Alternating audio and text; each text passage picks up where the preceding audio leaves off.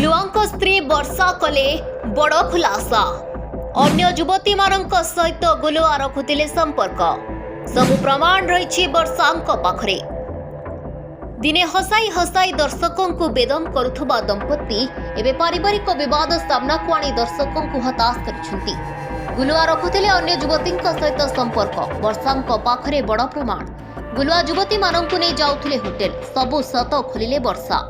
वर्षा कहते जे 2024 मसीहा जून जुलाई मासरू गुलुआ अन्य युवती सहित संपर्क रखिबारु से एभली न करबाकु मना करथिले। आ मना करिबारु गुलुआ रागी जे अनेक थर तांकु गाली गुलोच करबा सहित तांकु माड मराजिबा सहित अकथनीय अत्याचार करा जाउथला।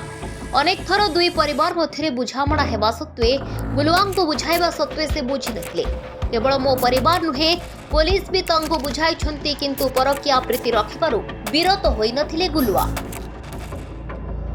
मते न छाड़ी बाहागर पाई झील खोजुछंती।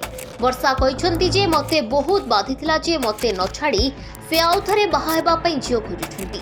मोर 7 रु 8 वर्ष बर्बाद करी केमिति झील खोजी पारुछ ताहा मते बहुत बाधिथिला।